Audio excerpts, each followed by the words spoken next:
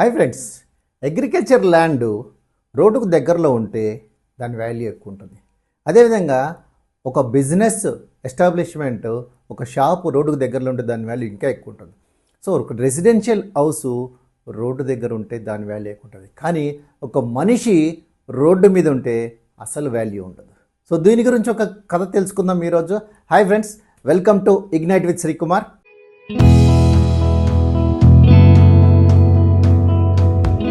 So ఒక ఊరిలో ఒక పోలీస్ కమిషనర్గా పనిచేసినటువంటి వ్యక్తి రిటైర్ అయిపోతాడు. సో రిటైర్ అయిపోతూ చాలా బాధగా ఆ అఫీషియల్ క్వార్టర్స్ ఖాళీ చేసి, అంతకుముందే అతను ఒక మంచి పాష్ సొసైటీలో ఒక ఇల్లు కొనుక్కుంటాడు. ఆ ఇంటికి షిఫ్ట్ అవుతాడు. షిఫ్ట్ అయినాతో కూడా అతనికి ఏంటంటే, నేను పోలీస్ కమిషనర్ని, నేను చేశాను, నా దగ్గరికి ఇంతమంది వచ్చేవాళ్ళు, ఇంతమంది పోలీసు వాళ్ళు వచ్చేవాళ్ళు, వాళ్ళు వచ్చేవాళ్ళు, వీళ్ళు వచ్చేవారు, అందరూ నాకు నమస్కారాలు పెట్టేవారని ఆ ఈగోతోటే ఉండేవాడు. అతను వాకింగ్కి వెళ్ళినా, లేకపోతే ఈవినింగ్ వాక్ వెళ్ళినా ఎవరితో కలిసేవాడు కాదు, ఎవరితో మాట్లాడేవాడు కాదు. ఒకరోజు ఇలాగే వాకింగ్ చేస్తూ అతను పడిపోతాడు. సో పక్కనే ఉన్న ఇంకొక సీనియర్ సిటిజన్ వచ్చేసి అతన్ని పక్కనే తీసుకెళ్ళి బెంచ్ మీద కూర్చోబెట్టి అతను అంటాడు, మిమ్మల్ని రోజు అబ్జర్వ్ చేస్తున్నాను, మీరు ఎవరితో మాట్లాడలేదు, ఏంటి అసలు ఏంటి అంటే, అతను చెప్తాడు, నేను పోలీస్ కమిషనర్ని, అది ఇదని మళ్ళీ స్టోరీ చెప్తాడు. అతను అంటాడు, నవ్వుకొని ఊరుకుంటాడు.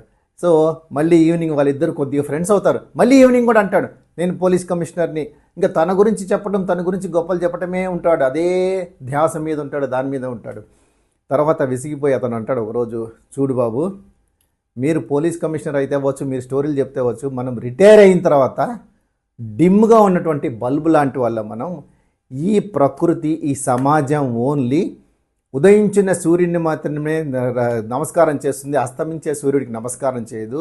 నేను కూడా 2 సార్లు ఎమ్మెల్యేగా చేశాను. ఎమ్మెల్యేగా చేసిన తర్వాత ఈ సొసైటీలో ఇల్లు కొనుక్కొని నేను నా జీవనం సాగిస్తున్నాను. నేనే కాదు, ఆ ఎదురుగా వస్తున్నాడు చూడండి, ఆయన రైల్వేలో జీఎంగా చేశాడు, ఇంకో అతను బ్యాంకులో జీఎంగా రిటైర్ అయ్యారు. సో ఈ విధంగా ప్రతి ఒక్కరికి ఒక చరిత్ర ఉంటుంది. మనము ఏ విధంగా ఈ సమాజంలో మన తోటి వ్యక్తులతో కలిసి ఉంటున్నామో అనేది ఇంపార్టెంట్. సో మీరు సహచరులతో సరిగ్గా ఉండండి, ఆనందంగా ఉండండి. మీరు చేసిన వాటి గురించి మీ గొప్పలు చెప్పడానికి, చెప్పుకుంటే వినడానికి ఎవరు ఉండరు. సో ప్రకృతిలో మీరు ఈరోజు ఏముందో, వాట్ ఈజ్ టుడే అనేది మీరు దాన్ని ఎంజాయ్ చేయండి. పాస్ట్ ఈజ్ పాస్ట్ అని పెట్టుకోండి. Okay friends, thank you.